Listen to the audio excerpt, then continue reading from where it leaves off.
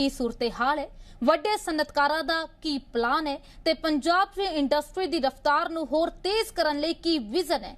ਇਸ ਬਾਬਤ ਇੰਡਸਟਰੀ ਦੇ ਨਾਲ ਜੁੜੀਆਂ तमाम ਨਾਮੀ ਸ਼ਖਸੀਅਤਾਂ ਦੇ ਨਾਲ ਸਾਡੇ ਮੰਚ ਤੇ ਖਾਸ ਗੱਲਬਾਤ ਕੀਤੀ ਗਈ ਹੈ।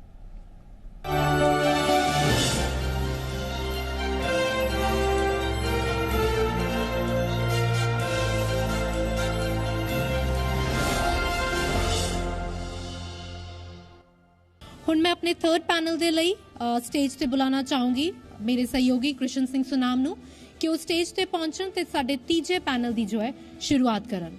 कृष्ण सिंह सुनाम।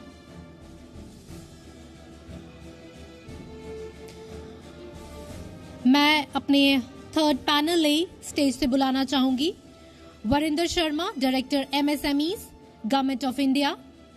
मैं साडे अगले panelist Upkar Singh, president CICU chamber of industry and commercial undertaking, sir नूं स्टेज ते बुलाना चाहूँगी। जोरदार तालियां दे नाल सर दा स्वागत किया जावे। नाले मैं बुलाना चाहूँगी साडे तीजे panelist Rahul Ahuja MD, Rajnish group of industries ex CII member. जोरदार तालियां दे नाल सर दा भी स्वागत किया जावे। इंडस्ट्री नूं लैके बहुत वड्डी चर्चा ते बहुत वड्डे संसे पंजाब दी धरती ते ने। पंजाब दे विच 98.9 ਉਹ ਲੋਕ ਨੇ ਜਿਹੜੇ ਕਿ ਬਾਹਰਲੇ ਸੂਬਿਆਂ ਤੋਂ ਆ ਕੇ ਪੰਜਾਬ ਦੇ ਵਿੱਚ ਕੰਮ ਕਰਦੇ ਹੈ। ਪੰਜਾਬ ਦੇ ਨੌਜਵਾਨ ਨੂੰ ਲੈ ਕੇ ਵੀ ਵੱਡੀ ਚਰਚਾ ਹੈ ਕਿ ਬੇਰੁਜ਼ਗਾਰ ਹੈ ਤਾਂ ਬੇਰੁਜ਼ਗਾਰ ਕਿਉਂ ਹੈ। MSME ਜਿੱਥੇ ਵੱਡੇ ਉਪਰਾਲੇ ਕਰ ਰਹੀ ਹੈ, ਜਿੱਥੇ ਛੋਟੀ ਇੰਡਸਟਰੀ ਤੋਂ ਲੈ ਕੇ ਦਰਮਿਆਨੀ ਤੇ ਵੱਡੀ ਇੰਡਸਟਰੀ ਤੇ ਹੁਣ ਤੱਕ ਚਰਚਾ ਹੋਈ, ਪਰ ਇੰਪੋਰਟੈਂਟ ਗੱਲ ਇਹ ਹੈ ਕਿ MSME ਅੱਜ ਕਿੱਥੇ ਖੜੀ ਹੈ, ਵਪਾਰੀ ਕੀ ਕੁਝ ਸੋਚ ਰਿਹਾ ਹੈ, ਸਨਅਤਕਾਰ ਕੀ ਕੁਝ ਸੋਚ ਰਿਹਾ ਹੈ। ਸੋ ਵਰਿੰਦਰ ਸ਼ਰਮਾ ਜੀ ਇਸਤਕਬਾਲ ਹੈ ਜੀ, ਡਾਇਰੈਕਟਰ ਆਫ MSME ਨੇ ਸਾਡੇ ਨਾਲ ਜੁੜੇ ਹੋਏ ਨੇ ਤੇ ਨਾਲ ਹੀ ਉਪਕਾਰ ਜੀ ਨੇ ਤੇ ਰਾਹੁਲ आहूजा जी ने। ਸੋ ਸਭ ਤੋਂ ਪਹਿਲਾਂ ਹੀ ਵਰਿੰਦਰ ਜੀ ਮੇਰਾ ਸਵਾਲ ਰਹੇਗਾ ਕਿ MSME ਨੂੰ ਲੈ ਕੇ ਕੀ ਕੁਝ ਹੁਣ ਤੱਕ ਪਲਾਨ ਘੜੇ ਗਏ, ਕਿੰਨੀ ਅਮਾਊਂਟ ਹੁਣ ਤੱਕ ਬਾਕੀ ਸੂਬਿਆਂ ਨੂੰ ਸੈਂਕਸ਼ਨ ਹੁੰਦੀ ਹੈ ਤੇ ਪੰਜਾਬ ਨੂੰ ਕਿੰਨੀ ਹੁੰਦੀ ਹੈ। ਜਿੰਨੀ ਅਮਾਊਂਟ ਸੈਂਕਸ਼ਨ ਹੁੰਦੀ ਹੈ ਸਰ ਉਸ 'ਚ ਯੂਟੀਲਾਈਜੇਸ਼ਨ ਦੀ ਕਿੰਨੀ ਪਰਸੈਂਟੇਜ ਅਸੀਂ ਕੱਢ ਕੇ ਦੇਖੀਏ। ਵਰਿੰਦਰ ਜੀ ਸਭ ਤੋਂ ਪਹਿਲੇ ਤਾਂ ਮੈਂ ਤੁਹਾਡਾ ਸ਼ੁਕਰੀਆ ਕਰਦਾ ਕਿ ਤੁਸੀਂ ਆਪਾਂ ਨੂੰ ਮੌਕਾ ਦਿੱਤਾ ਹੈ ਇਸ ਪਲੇਟਫਾਰਮ 'ਤੇ ਆਉਣ ਦਾ। ਜਿੱਥੇ ਤੱਕ ਤੁਸੀਂ ਗੱਲ ਕੀਤੀ ਹੈ ਕਿ ਸਰਕਾਰ, ਭਾਰਤ ਸਰਕਾਰ ਦੀ ਤਰਫੋਂ MSME ਵਾਸਤੇ ਕੀ ਉਪਰਾਲੇ ਕੀਤੇ ਜਾਂਦੇ ਨੇ, ਅਤੇ ਮੈਂ ਤੁਹਾਨੂੰ ਇਹ ਦੱਸਣਾ ਚਾਹਾਂਗਾ ਕਿ ਜਿਹੜੀ ਭਾਰਤ ਸਰਕਾਰ ਹੈ ਉਹਨਾਂ ਦਾ ਵਿਜ਼ਨ ਇਹ ਹੈਗਾ ਕਿ ਆਪਾਂ ਜਿਹੜੇ ਮਾਈਕਰੋ ਸਮਾਲ ਮੀਡੀਅਮ ਸੈਕਟਰ ਦੇ ਅਦਾਰਾ ਹੈ, ਜੋ ਵੀ ਲੋਕ ਇਹਨਾਂ ਨਾਲ ਜੁੜੇ ਹੋਏ ਨੇ ਉਹਨਾਂ ਨੂੰ ਕੰਪੀਟੀਟਿਵ ਬਣਾਇਆ ਜਾਏ, ਕੁਆਲਿਟੀ ਕੌਨਸ਼ੀਅਸ ਬਣਾਇਆ ਜਾਏ, ਜਿਹੜੇ ਪ੍ਰੋਡਕਟ ਹੋਣ ਉਹ ਗਲੋਬਲੀ ਐਕਸੈਪਟੇਬਲ ਹੋਣ। ਤਾਂ ਉਸ ਸਿਲਸਿਲੇ 'ਚ ਬਹੁਤ ਸਾਰੀਆਂ ਸਕੀਮਾਂ ਹੈਗੀਆਂ ਜਿਹੜੀਆਂ ਕਿ ਚੱਲ ਰਹੀਆਂ ਨੇ। ਇਹਨਾਂ 'ਚ ਸਾਡੀ zero effect zero defect scheme ਹੈਗੀ ਹੈ, ਪ੍ਰੋਡਕਟੀਵਿਟੀ ਨੂੰ ਇੰਪਰੂਵ ਕਰਨ ਵਾਸਤੇ ਲੀਨ ਮੈਨੂਫੈਕਚਰਿੰਗ ਸਕੀਮ ਹੈਗੀ ਹੈ। ਇੱਦਾਂ ਹੀ ਕਿਸੇ ਨੇ ਪ੍ਰੋਡਕਟ ਅਗਰ ਡਿਵੈਲਪ ਕਰਨਾ ਹੈ ਤਾਂ ਇਨਕੂਬੇਸ਼ਨ ਸਕੀਮ ਹੈਗੀ ਹੈ। ਉਹ ਆਪਣਾ ਇਨਕੂਬੇਸ਼ਨ ਸੈਂਟਰ ਹੈਗੇ, 17 ਇਨਕੂਬੇਸ਼ਨ ਸੈਂਟਰ ਹੈਗੇ ਪੰਜਾਬ 'ਚ, ਜਿਨ੍ਹਾਂ 'ਚ ਕਿ ਕੋਈ ਵੀ ਜਿਹਦੇ ਕੋਲ ਆਈਡੀਆ ਹੈਗਾ ਉਹ ਜਾ ਕੇ ਆਪਣਾ ਆਈਡੀਆ ਨੂੰ ਇਨਕੂਬੇਟ ਕਰ ਸਕਦਾ ਹੈਗਾ। ਔਰ ਜੋ ਇਨਕੂਬੇਸ਼ਨ ਸੈਂਟਰ ਹੈਗੇ ਉਹਨਾਂ ਤੋਂ ਮੈਂਟਰਸ਼ਿਪ ਵੀ ਮਿਲ ਜਾਂਦੀ। Like IIT is one of the incubation center. So anyone who has the idea, he can go over there, utilize the facilities which have been made available over there. So this all ecosystem is available as of now. Yeah. जी बिल्कुल। उपकार जी मैं तुहाडे कोल आना चाहूँगी। 50 साल तो वध सीसू नूं हो चुकिया, की कुछ सपोर्ट एंड हैंड होल्डिंग जिहड़ी है MSMEs नूं तुहाडे द्वारा प्रोवाइड की जा रही है, क्योंकि MSMEs जिहड़े ने कैटलिस्ट दा काम करदे ने। अगर असीं गल करिए पंजाब दी MSME नूं नर्चर करन दी बहुत लोड़ है, और सीसू पिछले 50 साल तो जिद्दां तुसीं दस्सिआ समय तो इंडस्ट्री की सपोर्ट कर रहा।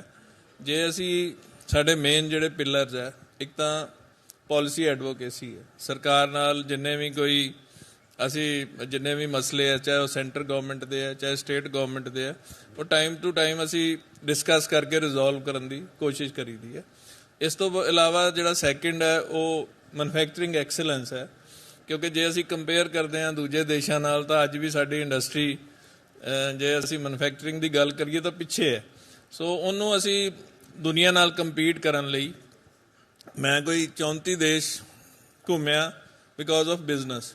ਸੋ ਜੋ ਅਸੀਂ ਪ੍ਰੈਕਟਿਸ ਉੱਥੇ ਦੇਖੀ ਦੀਆਂ ਮਾਡਰਨ ਪ੍ਰੈਕਟਿਸ, ਖਾਸ ਤੌਰ ਤੇ ਅਸੀਂ ਜੈਪਨੀਜ਼ ਜਿੰਨੇ ਵੀ ਕਨਸੈਪਟ ਹੈ, ਚਾਹੇ ਉਹਦੇ 'ਚ ਕਾਈਜ਼ਨ ਕੰਪੀਟੀਸ਼ਨ ਹੈ, ਪੋਕੇ ਯੋਕੇ ਹੈ, ਜਾਂ ਹੋਰ ਵੀ ਟੋਇਟਾ ਮੈਨੂਫੈਕਚਰਿੰਗ ਸਿਸਟਮ ਹੈ, ਉਹਨੂੰ ਅਸੀਂ ਇਹ ਕੋਸ਼ਿਸ਼ ਕਰੀਦਾ ਹੈ ਬਈ ਉਹਨੂੰ ਇੰਡਸਟਰੀ ਦੇ ਵਿੱਚ ਇੰਪਲੀਮੈਂਟ ਕਰਕੇ ਇੰਡਸਟਰੀ ਦੀ ਜਿਹੜੀ ਕੰਪੀਟੀਟਿਵਨੈਸ ਹੈ ਉਹਨੂੰ ਬੈਟਰ ਕੀਤਾ ਜਾਵੇ। ਸਰ 1,60,000 ਦੇ ਕਰੀਬ ਇੰਡਸਟਰੀਜ਼ ਨੇ, ਜਿਹਦੇ ਵਿੱਚ 90,000 ਇੰਡਸਟਰੀਜ਼ ਜਿਹੜੀ ਨੇ MSMEs, ਉਹ ਸਿਰਫ ਲੁਧਿਆਣਾ ਦੇ ਵਿੱਚ ਹੀ ਨੇ। ਤੇ ਤੁਹਾਨੂੰ ਕੀ ਲੱਗਦਾ ਹੈ ਕਿ MSMEs ਲਈ ਪਾਲਿਸੀਜ਼ ਕਿੰਨੀ ਕੁ ਫੇਵਰੇਬਲ ਨੇ? ਦੇਖੋ, ਜਿਹੜੀ ਪਾਲਿਸੀ ਬੜੀਆਂ ਇੰਪੋਰਟੈਂਟ ਹੈ, ਚਾਹੇ ਉਹ ਸਟੇਟ ਗਵਰਨਮੈਂਟ ਦੀਆਂ ਚਾਹੇ ਸੈਂਟਰ ਗਵਰਨਮੈਂਟ ਦੀਆਂ, ਕਿਸੇ ਵੀ ਬਿਜ਼ਨਸ ਨੂੰ ਕਿਸੇ ਵੀ ਇੰਡਸਟਰੀ ਨੂੰ ਪ੍ਰਫੁੱਲਤ ਕਰਨ ਲਈ। ਔਰ MSME ਦੀਆਂ ਬਹੁਤ ਸਾਰੀਆਂ ਸਕੀਮਸ ਹੈ, ਬਟ ਅਨਫੋਰਚੂਨੇਟਲੀ ਪੰਜਾਬ ਉਹਦਾ ਉਹਨਾਂ ਬੈਨੀਫਿਟ ਨਹੀਂ ਉਠਾ ਪਾਉਂਦਾ ਜੀ। ਇਸ ਤਰ੍ਹਾਂ ਹੀ ਸੈਂਟਰ ਗਵਰਨਮੈਂਟ ਦੀਆਂ ਕੁਝ, ਪੰਜਾਬ ਗਵਰਨਮੈਂਟ ਦੀ ਹੁਣ ਨਵੀਂ ਇੰਡਸਟਰੀ ਪਾਲਿਸੀ ਆਈ ਹੈ, ਉਹਦੇ 'ਚ ਵੀ ਕੁਝ ਸੁਧਾਰ ਦੀ ਲੋੜ ਹੈ। ਅਸੀਂ ਟਾਈਮ ਟੂ ਟਾਈਮ ਗਵਰਨਮੈਂਟ ਨੂੰ ਇਹ ਬਿਲਕੁਲ, ਜੇ ਸੁਧਾਰ ਦੀ ਜ਼ਰੂਰਤ ਹੈ ਤਾਂ ਹੁਣ ਤੱਕ ਕੀ ਕੁਝ ਅਸੀਂ ਖੱਟਿਆ ਤੇ ਕੀ ਕੁਝ ਹਾਸਲ ਕੀਤਾ। ਤਾਂ ਰਾਹੁਲ ਜੀ, ਅਸੀਂ MSME ਨੂੰ ਇੰਡਸਟਰੀ ਲੈ ਕੇ ਚਰਚਾ ਕਰ ਰਹੇ ਹਾਂ, ਪਰ ਇੰਪੋਰਟੈਂਟ ਸਵਾਲ ਇਹ ਹੈ ਕਿ ਪੰਜਾਬ ਦੇ ਵਿੱਚ ਇਨਵੈਸਟ ਕਿਉਂ ਹੋਈ?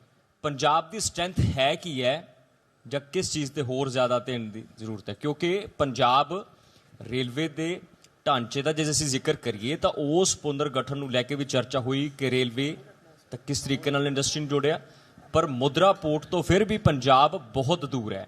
ਸੈਂਕੜੇ ਤਾਂ ਅਸੀਂ ਨਹੀਂ ਕਹਾਂਗੇ, ਪਰ ਬਹੁਤ ਘੰਟੇ ਲੱਗ ਜਾਂਦੇ ਹੈ, ਕਿ ਬਹੁਤ ਵੱਡਾ ਚੈਲੰਜ ਇੰਡਸਟਰੀ ਨੂੰ ਲੈ ਕੇ। ਪਹਿਲਾਂ ਤਾਂ ਬਹੁਤ ਨਮਸਕਾਰ, ਸਤਿ ਸ੍ਰੀ ਅਕਾਲ ਸਾਰਿਆਂ ਨੂੰ ਜੀ। ਤੁਹਾਡਾ ਸਵਾਲ ਬੜਾ ਵਾਜਿਬ ਹੈਗਾ ਹੈ ਕਿ ਪੰਜਾਬ ਕਿਉਂ। ਦੇਖੋ, ਪੰਜਾਬ ਦੀਆਂ ਸਾਡੀਆਂ ਕੁਝ ਪ੍ਰੋਬਲਮਸ ਨੇ, ਸਾਨੂੰ ਸਭ ਨੂੰ ਪਤਾ ਨੇ। ਅਸੀਂ ਪੋਰਟ ਤੋਂ ਦੂਰ ਹਾਂ, ਅਸੀਂ ਹਿਊਮਨ ਰਿਸੋਰਸ ਹੁੰਦੇ ਹੋਏ ਉਹਦੇ ਤੋਂ ਦੂਰ ਹਾਂ, ਕਿਉਂਕਿ ਪੰਜਾਬੀ ਕੈਨੇਡਾ ਜਾਣਾ ਚਾਹੁੰਦਾ ਹੈ। ਅਸੀਂ ਆਪਣੇ ਆਪ 'ਚ ਬਹੁਤ ਵੱਡੀ ਮਾਰਕੀਟ ਨਹੀਂ, ਅਸੀਂ ਰॉ ਮਟੀਰੀਅਲ ਤੋਂ ਦੂਰ ਹੈਗੇ ਹਾਂ।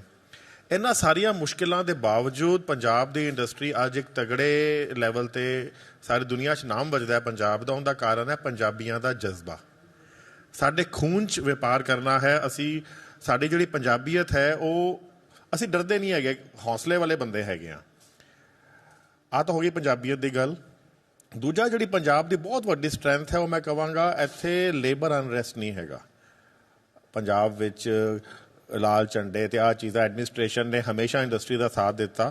ਬਹੁਤ ਸਾਰੀਆਂ ਸਟੇਟਸ ਦੀ ਇੰਡਸਟਰੀ ਇਹਨਾਂ ਕਾਰਨ ਕਰਕੇ ਖਤਮ ਹੋਈ, ਤੇ ਪੰਜਾਬ ਇਸ ਕਰਕੇ ਸਟਰੋਂਗ ਹੈ, ਤੇ ਕੋਈ ਵੀ ਇਨਵੈਸਟਰ ਆਹ ਚੀਜ਼ ਨੂੰ ਜ਼ਰੂਰ ਦੇਖਦਾ ਹੈਗਾ। ਤੇ ਜਿਹੜੀ ਇਹ ਤੁਸੀਂ ਸਵਾਲ ਪੁੱਛਿਆ ਵੀ ਹੋਰ ਕੀ ਕਰਨਾ ਚਾਹੀਦਾ ਹੈ, ਦੇਖੋ ਬਹੁਤ ਸਾਰੇ organisations, chamber of industrial and commercial undertakings, ਹੋਰ ਵੀ ਬਹੁਤ ਸਾਰੀਆਂ ਆਰਗੇਨਾਈਜੇਸ਼ਨਸ, ਅਸੀਂ ਡਿਫਰੈਂਟ ਲੈਵਲ 'ਤੇ ਸਰਕਾਰ ਤੋਂ, ਸੈਂਟਰ ਗਵਰਨਮੈਂਟ, ਸਟੇਟ ਗਵਰਨਮੈਂਟ ਤੋਂ ਸੁਝਾਅ ਦਿੰਦੇ ਰਹਿੰਦੇ ਹਾਂ। ਸਭ ਤੋਂ ਸੈਂਟਰ ਗਵਰਨਮੈਂਟ ਨਾਲ ਸਾਡਾ ਹੈਗਾ ਕਿ ਜਿਹੜਾ ਸਾਡਾ ਰੇਲਵੇ ਕੋਰੀਡੋਰ ਹੈ, ਉਹ ਜਿੰਨੀ ਜਲਦੀ ਪੂਰਾ ਹੋ ਜਾਏ, ਕਿਉਂਕਿ ਅੱਜ ਦੁਨੀਆ ਦਾ ਕੋਈ ਵੀ ਬੰਦਾ ਅੱਜ ਕੱਲ੍ਹ ਟਰਾਂਸਪੋਰਟੇਸ਼ਨ ਐਂਡ ਲੌਜਿਸਟਿਕਸ ਸਿਸਟਮ ਬਹੁਤ ਫਾਸਟ ਹੈ, ਕਸਟਮਰ ਵੇਟ ਨਹੀਂ ਕਰਦਾ। ਤੇ ਪੰਜਾਬ ਤੋਂ ਅੱਜ ਇੱਕ ਕੰਟੇਨਰ ਬੰਬੇ ਜਾਣਾ ਹੋ ਜਾਂ LCL ਸ਼ਿਪਮੈਂਟ ਜਾਣੀ ਹੋਏ, ਉਹਨੂੰ 15 ਦਿਨ ਲੱਗ ਜਾਂਦੇ ਨੇ। ਅਸੀਂ ਪਿੱਛੇ ਪੈ ਜਾਂਦੇ ਹਾਂ। ਕਸਟਮਰ ਸਾਨੂੰ ਸੇਮ ਰੇਟ ਵੀ ਦੇਣ ਤੇ ਤਿਆਰ ਨੇ। ਸਾਨੂੰ ਕੰਪੀਟੀਟਿਵ ਡਿਸਐਡਵਾਂਟੇਜ ਬਹੁਤ ਵੱਡੀ ਹੈ, ਤੇ ਸੈਂਟਰਲ ਗਵਰਨਮੈਂਟ ਤੋਂ ਅਸੀਂ ਉਮੀਦ ਰੱਖਦੇ ਹਾਂ ਜਲਦੀ ਹੋ ਜਾਏ। ਤੇ ਸਟੇਟ ਗਵਰਨਮੈਂਟ ਤੋਂ ਸਾਡਾ ਜਿਹੜਾ ਹੈਗਾ, ਇੱਕ ਤਾਂ ਸਕਿਲਿੰਗ ਦੇ ਉੱਪਰ ਬਹੁਤ ਜ਼ਰੂਰਤ ਹੈਗੀ ਹੈ। ਇੰਡਸਟਰੀ ਪੂਰਾ ਸਹਿਯੋਗ ਦਿੰਦੀ ਹੈ। ਗਵਰਨਮੈਂਟ ਦੇ ਨਾਲ ਇੰਡਸਟਰੀ ਨੇ ਰਲ ਕੇ ITIs ਇੰਡਸਟਰੀ ਦੇ ਵਿੱਚ ਵੀ ਚਲਾਏ ਨੇ। ਇੰਡਸਟਰੀ ਦਾ ਹਮੇਸ਼ਾ ਸਹਿਯੋਗ ਰਿਹਾ ਹੈ, ਅਸੀਂ ਇਹ ਸਹਿਯੋਗ ਕਰਦੇ ਰਹਾਂਗੇ। ਸਕਿਲਿੰਗ ਦੀ ਲੋੜ ਹੈਗੀ ਹੈ।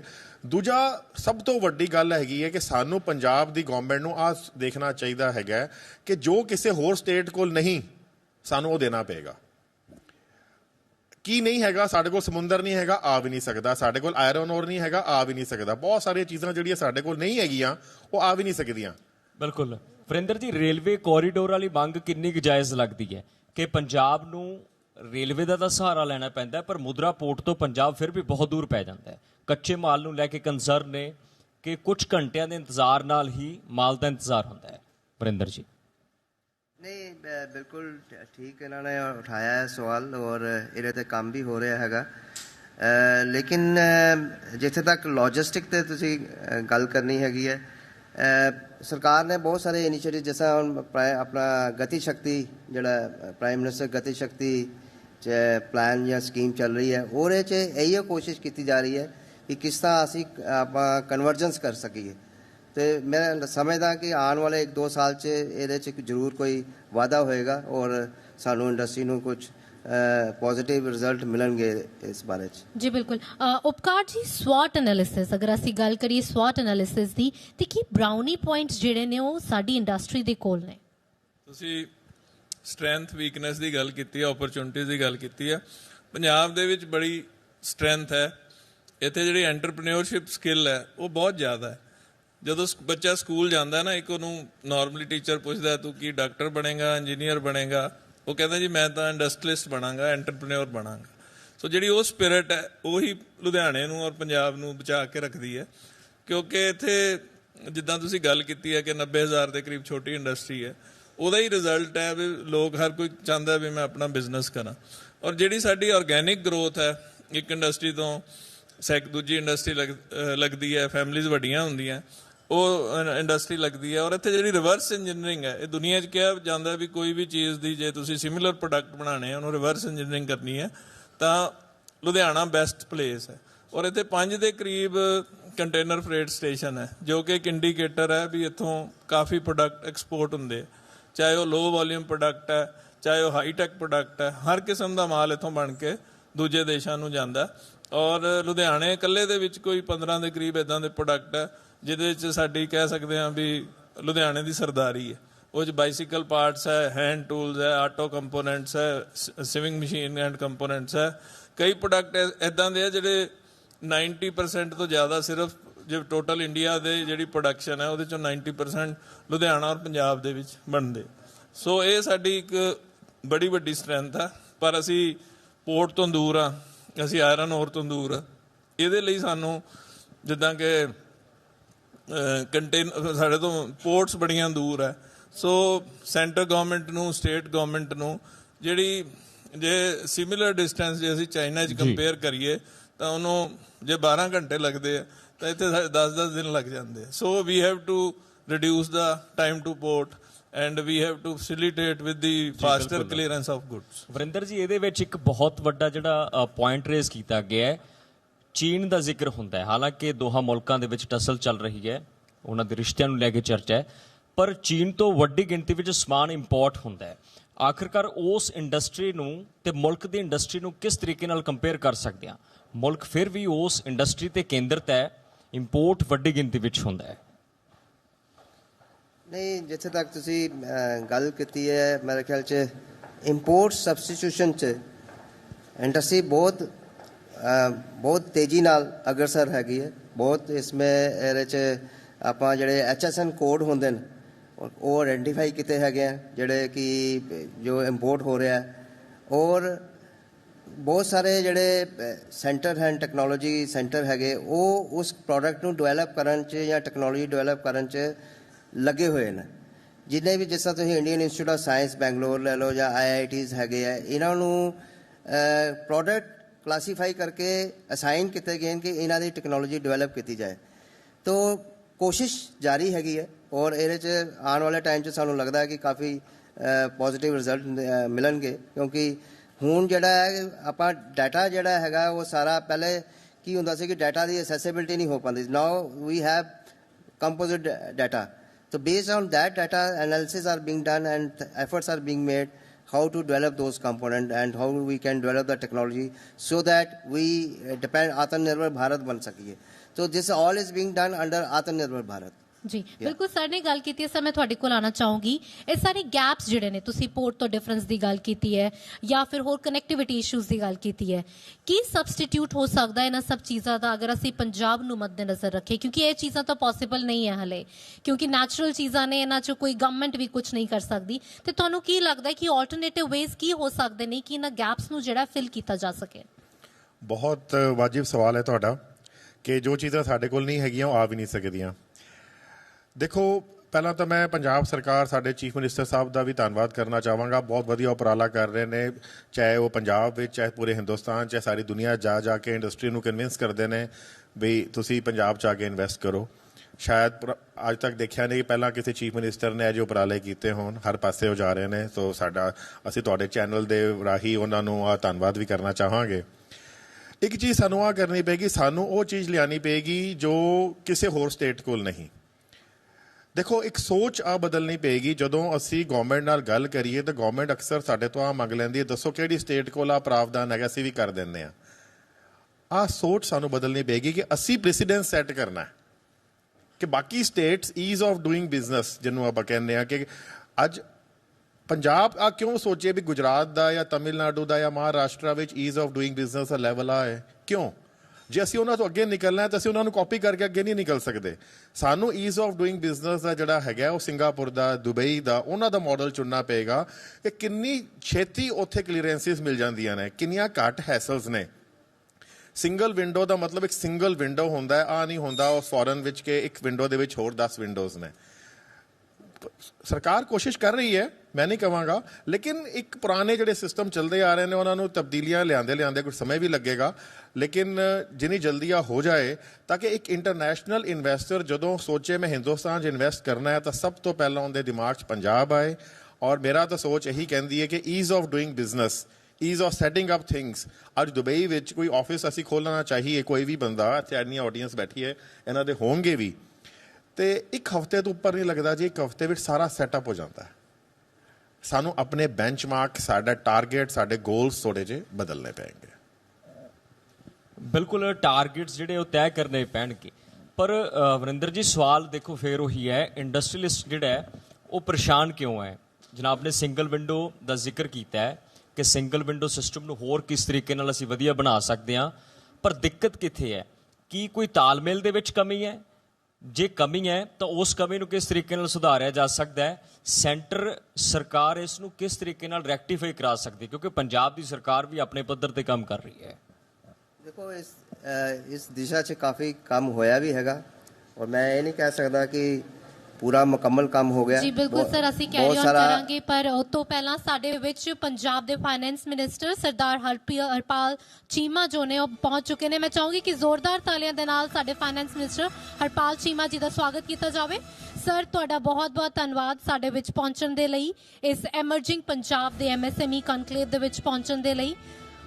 ਅਸੀਂ ਉਮੀਦ ਕਰਦੇ ਹਾਂ ਕਿ ਇਹ ਕਨਕਲੇਵ ਤੁਹਾਡੇ ਤੱਕ ਕੁਝ ਪਰੇਸ਼ਾਨੀਆਂ, ਕੁਝ ਉਮੀਦਾਂ ਲੈ ਕੇ ਪਹੁੰਚੂਗਾ। ਸਰ ਤੁਹਾਡਾ ਬਹੁਤ-ਬਹੁਤ ਧੰਨਵਾਦ। ਜ਼ੋਰਦਾਰ ਤਾਲੀਆਂ ਦੇ ਨਾਲ ਸਾਡੇ ਫਾਈਨੈਂਸ ਮਿਨਿਸਟਰ ਦਾ ਸਵਾਗਤ ਕੀਤਾ ਜਾਵੇ। ਸਰ ਤੁਹਾਡਾ ਬਹੁਤ-ਬਹੁਤ ਧੰਨਵਾਦ। ਜੀ ਸਰ ਪਲੀਜ਼ ਕੈਰੀ ਔਨ। ਬਹੁਤ ਸਾਰਾ ਈਜ਼ ਆਫ ਡੂਇੰਗ ਬਿਜ਼ਨਸ 'ਚ ਬਹੁਤ ਸਾਰਾ ਕੰਮ ਹੋਇਆ ਵੀ ਹੈਗਾ ਜੀ, ਔਰ ਆਉਣ ਵਾਲੇ ਟਾਈਮ 'ਚ ਹੋਰ ਵੀ ਹੋਏਗਾ।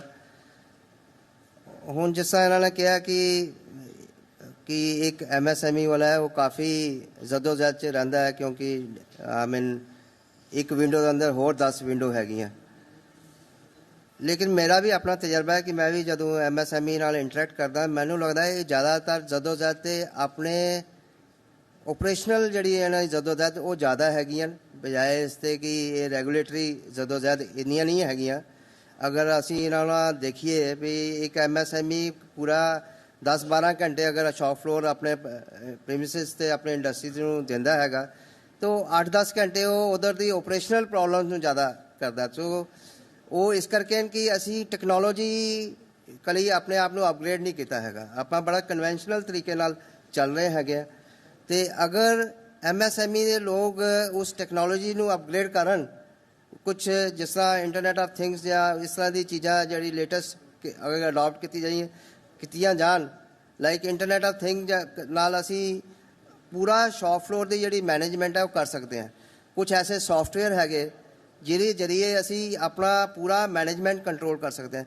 तो जदों तक इन्हां चीज़ों को आप लगावांगे नहीं तो वो उस चीज़ तो आप फ्री नहीं होवांगे जिहड़ी कि साडी शॉप फ्लोर की प्रॉब्लम हैगी। बाकी उद्यम रजिस्ट्रेशन 5 मिनट ऑनलाइन बैठ के उद्यम रजिस्ट्रेशन हो जाता है, और उद्यम रजिस्ट्रेशन एक इस तरह का चीज़ हैगी कि वो पूरे दरवाजे खोल दिंदा है जिन्नियां भी गवर्नमेंट ऑफ इंडिया की स्कीम है ਜਾਂ स्टेट गवर्नमेंट की स्कीम्स हैगी। इदा जिन्नी भी स्कीम्स हैगी वो सारिया ऑनलाइन प्लेटफॉर्म ਤੇ अवेलेबल हैगी। चीज़ां सारिया ट्रांसपेरेंट हो रही हैं। जी बिल्कुल उपकार जी ਤੁਹਾਡੇ ਵੱਲ ਰੁਕ ਕਰਾਂਗੀ ਮੈਂ। ਸਕਿੱਲ ਡਿਵੈਲਪਮੈਂਟ ਦੀ ਜੇਕਰ ਗੱਲ ਕਰੀਏ, ਕਿਹੋ ਜਿਹਾ ਯੂਥ ਜਿਹੜਾ ਤੁਹਾਨੂੰ ਲੱਗਦਾ ਹੈ ਕਿ ਆਉਣ ਵਾਲੇ ਸਮੇਂ ਦੇ ਵਿੱਚ ਪੰਜਾਬ ਨੂੰ ਦੇਖਣ ਨੂੰ ਮਿਲੂਗਾ, ਐਂਡ ਐਂਟਰਪ੍ਰੀਨਿਓਰਸ਼ਿਪ ਵੱਲ ਪੰਜਾਬ ਕਿਹੋ ਜਿਹਾ ਰੁਖ ਕਰ ਰਿਹਾ ਹੈ? ਸਕਿੱਲ ਡਿਵੈਲਪਮੈਂਟ ਇੱਕ ਬਹੁਤ ਵੱਡਾ ਗੈਪ ਹੈ।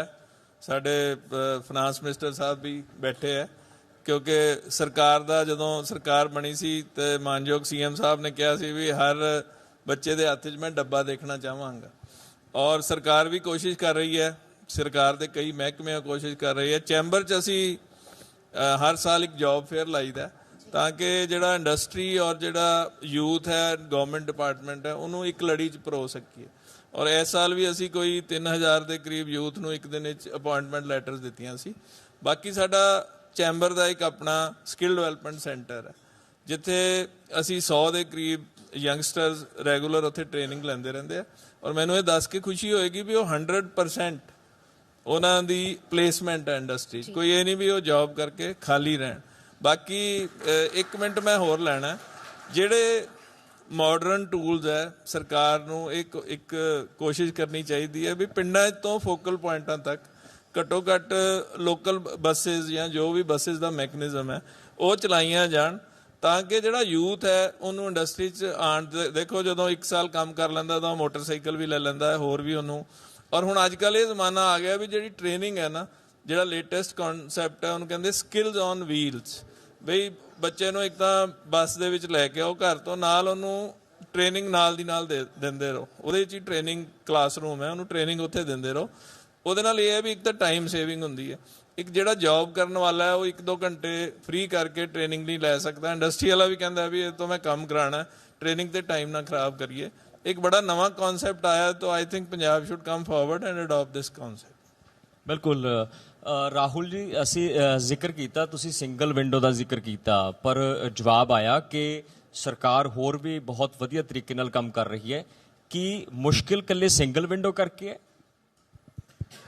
ਦੇਖੋ, ਜੇ ਤੁਹਾਡਾ ਸਵਾਲ ਟੈਕਨੋਲੋਜੀ ਨੂੰ ਲੈ ਕੇ ਹੈ, ਅਪਗ੍ਰੇਡੇਸ਼ਨ ਨੂੰ ਲੈ ਕੇ ਹੈ, ਕੱਲੀ ਸਿੰਗਲ ਵਿੰਡੋ ਦੀ ਗੱਲ ਨਹੀਂ ਮੈਂ ਕਰਾਂਗਾ, ਕਿਉਂਕਿ ਮੈਂ ਸਭ ਤੋਂ ਪਹਿਲਾਂ ਤਾਂ ਪੰਜਾਬ ਸਰਕਾਰ ਦੇ ਜਿਹੜੇ ਨਵੇਂ ਉਪਰਾਲੇ ਨੇ ਉਹਨਾਂ ਦਾ CM ਸਾਹਿਬ ਨੂੰ ਮੈਂ ਉਹ ਵੀ ਜ਼ਿਕਰ ਕੀਤਾ ਸੀ ਕਿ ਸਾਡਾ ਧੰਨਵਾਦ ਵੀ ਪਹੁੰਚਾਉਣਾ। ਦੇਖੋ, ਜਿਹੜੀ ਇਹ ਬਿਊਰੋਕ੍ਰੈਟਿਕ ਡਿਲੇਜ਼ ਹੈਗੀਆਂ ਨੇ ਉਹ ਹੈਗੀਆਂ ਨੇ, ਬੜੇ ਸਾਲਾਂ ਤੋਂ ਚਲਦੀਆਂ ਆ ਰਹੀਆਂ ਨੇ। ਸਿਸਟਮ ਜਲਦੀ ਚੇਂਜ ਨਹੀਂ ਹੋਣਾ। ਸਕਿਲਿੰਗ ਦੇ ਨਾਲ ਨਾਲ ਸਾਨੂੰ ਇੱਕ ਗੱਲ ਹੋਰ ਸਮਝਣੀ ਪਏਗੀ ਕਿ 1985 ਸ਼ਾਇਦ ਜਦੋਂ ਮਾਰੂਤੀ ਲਾਂਚ ਹੋਈ ਹੈ, ਉਸ ਤੋਂ ਪਹਿਲਾਂ ਗੁੜਗਾਉਂ ਕੀ ਸੀ? ਇੱਕ ਗਾਉਂ ਸੀ। ਗੁੜ ਕਿਹਨੇ ਪਾਇਆ? ਮਾਰੂਤੀ ਨੇ ਪਾਇਆ। ਅਮਰੀਕਾ ਵਿੱਚ ਸੀਐਟਲ ਹੈ, ਉਹਨੂੰ ਆਬਾਦ ਕਿਹਨੇ ਕੀਤਾ? ਬੋਇੰਗ ਨੇ ਕੀਤਾ। ਕਿਸ ਤਰੀਕੇ ਨਾਲ ਸੀਐਟਲ ਸ਼ਹਿਰ ਦੀ ਜਿਹੜੀ ਐਡਮਿਨਿਸਟ੍ਰੇਸ਼ਨ ਹੈ ਉਹਨਾਂ ਨੇ ਬੋਇੰਗ ਨੂੰ ਕਨਵਿੰਸ ਕੀਤਾ ਵੀ ਤੂੰ ਫੈਕਟਰੀ ਇੱਥੇ ਲਗਾ। ਪਿੱਛੇ ਜੇ ਆਂਧਰਾ ਪ੍ਰਦੇਸ਼ ਹੈਦਰਾਬਾਦ ਵਿੱਚ ਮਾਈਕਰੋਸਾਫਟ ਦਾ ਸੈਂਟਰ ਖੁੱਲਿਆ, ਬੰਗਲੌਰ ਜਾ ਰਹੇ ਸੀ ਤੇ CM ਸਾਹਿਬ ਉੱਥੋਂ ਦੇ ਉਹਨਾਂ ਨੂੰ ਬੜੀ ਕਿਸੇ ਤਰ੍ਹਾਂ ਦੇ ਅਟਰੈਕਸ਼ਨਸ ਦੇ ਕੇ ਉਹਨਾਂ ਨੂੰ ਹੈਦਰਾਬਾਦ ਲੈ ਗਏ। ਮੈਂ ਮਿਸਾਲ ਤਾਂ ਦੇ ਰਿਹਾ ਕਿ ਜਦੋਂ ਇੱਕ ਵੱਡਾ ਜਾਇੰਟ ਆ ਜਾਂਦਾ ਨਾ, ਚਾਹੇ ਉਹ ਮਾਰੂਤੀ ਹੋਏ, ਚਾਹੇ ਉਹ ਬੋਇੰਗ ਹੋਏ, ਚਾਹੇ ਉਹ ਮਾਈਕਰੋਸਾਫਟ ਹੋਵੇ, ਐਪਲ ਆਇਆ ਇੰਡੀਆ, ਉਹ ਵੀ ਸੈਮਸੰਗ ਆਇਆ, ਨੋਇਡਾ ਆਇਆ, ਕੋਈ ਮਹਾਰਾਸ਼ਟਰ ਜਾ ਰਿਹਾ, ਕੋਈ ਵੀ ਵੱਡਾ ਜਿਹੜਾ ਪਲੇਅਰ ਹੈ ਉਹ ਪੰਜਾਬ 'ਚ ਨਹੀਂ ਆ ਰਿਹਾ। ਸਰਕਾਰ ਪੰਜਾਬ ਦੀ ਜੇ ਕੁਛ ਐਸਾ ਉਪਰਾਲਾ ਕਰੇ, ਉਹਨਾਂ ਨੂੰ ਜੋ ਚਾਹੀਦਾ ਦੇ ਦਈਏ, ਇੱਕ ਵਾਰੀ ਇੱਕ ਵੱਡਾ ਪਲੇਅਰ ਆਏਗਾ। ਦੇਖੋ, ਵੱਡਾ ਪਲੇਅਰ ਆਪਣੀ ਜ਼ਰੂਰਤ ਵਾਸਤੇ ਨਾ ਇੱਕ ਈਕੋਸਿਸਟਮ ਕ੍ਰੀਏਟ ਕਰਦਾ। ਉਹ ਕੱਲ ਆਪਣੇ ਆਪ ਤਾਂ ਚਲਾ ਨਹੀਂ ਸਕਦਾ, ਉਹਨੂੰ ਸਪਲਾਇਰ ਵੀ ਚਾਹੀਦੇ ਨੇ, ਉਹਨੂੰ ਪੂਰਾ ਇੱਕ ਸਿਸਟਮ ਚਾਹੀਦਾ। ਔਰ ਆਹ ਸਿਸਟਮ ਜੋ ਮਾਰੂਤੀ ਨੇ ਉੱਥੇ ਕੰਟਰੋਲ ਬਣਾਇਆ ਜਾਂ ਧਾਰੂਹੇੜਾ 'ਚ ਹੋਂਡਾ ਨੇ ਬਣਾਇਆ, ਪੰਜਾਬ ਵਿੱਚ ਐਸੀ ਕੋਈ ਵੱਡੀ ਕੰਪਨੀ ਆ ਜਾਏ, ਚਾਹੇ ਆਟੋਮੋਬਾਈਲ ਦੀ ਆ ਜਾਏ, ਚਾਹੇ ਸੌਫਟਵੇਅਰ ਦੀ ਆ ਜਾਏ, ਚਾਹੇ ਫਾਰਮਾਸਿਊਟੀਕਲ ਦੀ ਆ ਜਾਏ, ਕਿਸੇ ਵੀ ਫੀਲਡ ਦੀ ਆ ਜਾਏ, ਤੁਸੀਂ ਦੇਖਣਾ 5 ਸਾਲਾਂ ਬਾਅਦ ਪੰਜਾਬ ਦਾ ਪੂਰਾ ਨਕਸ਼ਾ ਬਦਲਿਆ ਹੋਏਗਾ। ਜੀ ਬਿਲਕੁਲ। ਉਪਕਾਰ ਜੀ, ਜਦੋਂ ਅਸੀਂ ਗੱਲ ਕਰ ਰਹੇ ਸੀ ਕਿ ਪੰਜਾਬ ਦੇ ਵਿੱਚ ਲੋਕੀ ਜਿਹੜੇ ਨੇ ਸੀਸੂ ਜੋ ਹੈਲਪ ਕਰ ਰਹੀ ਹੈ ਡਿਵੈਲਪਮੈਂਟ ਦੇ ਲਈ ਜਾਂ ਬਾਕੀ ਚੀਜ਼ਾਂ ਲਈ, MSMEs ਲਈ, ਬਟ MSMEs ਤੋਂ ਲੋਕਾਂ ਨੂੰ, ਜੋ ਯੂਥ ਹੈ ਉਹਨਾਂ ਤੋਂ ਇੱਕ ਜੋ ਕਹਿ ਸਕਦੇ ਇੱਕ ਚੀਜ਼ ਜੋ ਪਿੱਛੇ ਰੱਖਦੀ ਹੈ ਉਹ ਹੈ ਕਿ ਲੋ ਪ੍ਰੋਫਿਟੇਬਿਲਿਟੀ। ਤੇ ਤੁਹਾਨੂੰ ਕੀ ਲੱਗਦਾ ਹੈ ਕਿ ਉਹ ਲੋ ਪ੍ਰੋਫਿਟੇਬਿਲਿਟੀ ਕਿਉਂ ਹੈ, ਕਿਵੇਂ ਉਹਨੂੰ ਠੀਕ ਕੀਤਾ ਜਾ ਸਕਦਾ ਹੈ? ਦੇਖੋ, 2 ਚੀਜ਼ਾਂ। ਇੱਕ ਤੁਸੀਂ ਯੂਥ ਦੀ ਗੱਲ ਕੀਤੀ ਹੈ, ਸਾਡੇ ਯੂਥ ਬਿਜ਼ਨਸ ਇੱਥੋਂ ਛੱਡ ਕੇ ਆਪਣੇ ਔਰ ਕੋਸ਼ਿਸ਼ ਕਰਦੇ ਕੈਨੇਡਾ ਅਮਰੀਕਾ ਚਲੀ ਜਾਈਏ। ਸੀਸੂ ਨੇ ਇੱਕ ਫੋਰਮ ਬਣਾਇਆ, ਸਾਡੇ ਕਈ ਇੱਥੇ ਯੰਗਸਟਰ ਬੈਠੇ ਵੀ ਹੈ, ਯੰਗ ਬਿਜ਼ਨਸ ਲੀਡਰ ਫੋਰਮ। ਉਹਦੇ 'ਚ ਜਿੰਨੇ ਵੀ ਯੰਗਸਟਰ ਬਿਜ਼ਨਸ ਜੁਆਇਨ ਕਰਦੇ ਆ ਉਹਨਾਂ ਨੂੰ ਅਸੀਂ ਨਰਚਰ ਕਰੀਦਾ। ਅਸੀਂ ਉਹਨਾਂ ਨੂੰ ਇਹ ਐਗਜ਼ਾਮਪਲ ਦੇਈ ਦੀ ਵੀ ਕਿਸੇ MNC ਵਿੱਚ ਜੌਬ ਕਰਨ ਦੀ ਬਜਾਏ ਤੁਸੀਂ ਆਪਣੀ MNC ਖੜੀ ਕਰੋ। ਔਰ ਉਹ ਬੜਾ ਸਾਡਾ ਇੱਕ ਸਕਸੈਸਫੁਲ ਮਾਡਲ ਹੈ। ਔਰ ਉਹ ਯੂਥ ਹੈ ਉਹ ਆਪਸ ਡਿਸਕਸ ਕਰਕੇ ਕਾਫੀ ਪ੍ਰੋਗਰੈਸ ਵੀ ਕਰ ਰਹੇ ਹੈ। ਹਰ ਕਿਸੇ ਨੇ ਆਪਣੀ ਟਰਨਓਵਰ ਕਿਸੇ ਨੇ ਡਬਲ ਕਰ ਲਈ ਹੈ, ਕਿਸੇ ਨੇ 4 ਟਾਈਮਸ ਕਰ ਰਹੀ ਹੈ। ਔਰ ਦੂਸਰਾ ਤੁਸੀਂ ਸਵਾਲ ਪੁੱਛਿਆ ਲੋ ਪ੍ਰੋਫਿਟੇਬਿਲਿਟੀ ਦਾ। ਦੇਖੋ, ਪੰਜਾਬ ਇੱਕ ਲੈਂਡਲੌਕ ਸਟੇਟ ਹੈ, ਅਸੀਂ ਪੋਰਟ ਤੋਂ ਦੂਰ ਹਾਂ, ਅਸੀਂ ਆਇਰਨ ਔਰ ਤੋਂ ਦੂਰ ਹਾਂ। ਸਾਨੂੰ ਜਿਹੜਾ ਇੱਥੇ ਮਾਡਲ ਅਡਾਪਟ ਕਰਨਾ ਚਾਹੀਦਾ ਹੈ ਉਹ ਹਾਈ ਟੈਕਨੋਲੋਜੀ ਪ੍ਰੋਡਕਟਸ ਬਣਾਉਣ ਦਾ ਕਰਨਾ ਚਾਹੀਦਾ, ਤਾਂ ਕਿ ਜਿਹਦੇ 'ਚ ਰਾ ਮਟੀਰੀਅਲ ਘੱਟ ਲੱਗੇ ਔਰ ਵੈਲਿਊ ਐਡੀਸ਼ਨ ਜ਼ਿਆਦਾ ਹੋਵੇ। ਸਾਡੇ ਇੱਥੇ 3 ਸੈਂਟਰ ਹੈ ਪੰਜਾਬ ਸਰਕਾਰ ਦੇ, ਉਹ ਜਿਹੜੇ ਯੂਨਾਈਡੋ ਦੀ ਕੋਲੈਬੋਰੇਸ਼ਨ ਨਾਲ ਬਣੇ ਆ। ਇੱਕ ਤਾਂ ਬਾਈਸਾਈਕਲ ਐਂਡ ਰਿਸਰਚ ਸੈਂਟਰ ਹੈ, ਬਾਈਸਾਈਕਲ ਐਂਡ ਹੈਂਡ ਟੂਲਸ। ਦੂਜਾ ਸਵਿੰਗ ਮਸ਼ੀਨ ਐਂਡ ਬਾਈਸਾਈਕਲ ਦਾ। ਤੀਸਰਾ ਮਸ਼ੀਨ ਟੂਲ ਦਾ ਬਟਾਲਾ ਵਿੱਚ। ਸਰਕਾਰ ਨੂੰ ਉਹਨਾਂ ਨੂੰ ਜਾਂ ਤਾਂ ਕੋਈ ਫੋਰਨ ਕੋਲੈਬੋਰੇਸ਼ਨ ਲਿਆ ਕੇ ਜਾਂ ਕਿਸੇ ਜੈਪਨੀਜ਼ ਜਿਹੜੇ ਹੈਗੇ ਆ ਕੋਈ ਉੱਥੋਂ ਦੀ R&D ਸੈਂਟਰਸ ਨੂੰ ਲਿਆ ਕੇ ਸਾਨੂੰ ਸਵਿਟਜ਼ਰਲੈਂਡ ਵਾਲਾ ਮਾਡਲ ਅਡਾਪਟ ਕਰਨਾ ਚਾਹੀਦਾ ਵੀ 100 ਗ੍ਰਾਮ ਦੀ ਘੜੀ ਹੈ ਜਿਹੜੀ ਉਹ ਕਿੰਨੇ ਲੱਖ ਦੀ ਵਿਕਦੀ ਹੈ, ਨਾ ਕਿ ਜਿਹੜੇ ਅਸੀਂ ਇੱਥੇ ਕਰੂਡ ਪ੍ਰੋਡਕਟ ਬਣਾਈਦੇ ਆ ਜਿਨ੍ਹਾਂ 'ਚ ਬਹੁਤ ਲੋ ਵੈਲਿਊ ਐਡੀਸ਼ਨ ਹੈ। ਦੇਖੋ ਬਿਜ਼ਨਸ ਦੀ ਗੇਮ ਹੈ ਵੈਲਿਊ ਐਡੀਸ਼ਨ। ਜਿੰਨੀ ਤੁਹਾਡੀ ਵੈਲਿਊ ਐਡੀਸ਼ਨ ਜ਼ਿਆਦਾ ਹੋਏਗੀ ਤੁਸੀਂ ਉਹਦੇ 'ਚ ਪ੍ਰੋਪਰ ਟੈਕਸ ਵੀ ਦੇ ਸਕਦੇ ਹੋ, ਤੁਸੀਂ ਇੰਪਲਾਈਜ਼ ਨੂੰ ਫੈਸਿਲਿਟੀਜ਼ ਵੀ ਦੇ ਸਕਦੇ ਹੋ, ਉਹਨਾਂ ਨੂੰ ਪ੍ਰੋਪਰ ਸੈਲਰੀ ਵੀ ਦੇ ਸਕਦੇ ਹੋ। ਸੋ ਗਵਰਨਮੈਂਟ ਨੂੰ ਇਹਦੇ ਵੱਲ ਕੋਈ ਖਾਸ ਬਜਟ ਐਲੋਕੇਟ ਕਰਕੇ ਕੋਈ ਹਾਈ ਲੈਵਲ ਟਾਸਕ ਫੋਰਸ ਬਣਾ ਕੇ ਇਹਦੇ ਤੇ ਕੰਮ ਕਰਨ ਦੀ ਬਹੁਤ ਜ਼ਿਆਦਾ ਜ਼ਰੂਰਤ ਹੈ। ਠੀਕ ਹੈ, ਬਹੁਤ ਸ਼ੁਕਰੀਆ ਉਪਕਾਰ ਜੀ। ਸਾਰੇ ਪੈਨਲ ਦਾ ਸ਼ੁਕਰੀਆ ਕਰਦੇ ਹਾਂ, ਧੰਨਵਾਦ ਕਰਦੇ ਹਾਂ।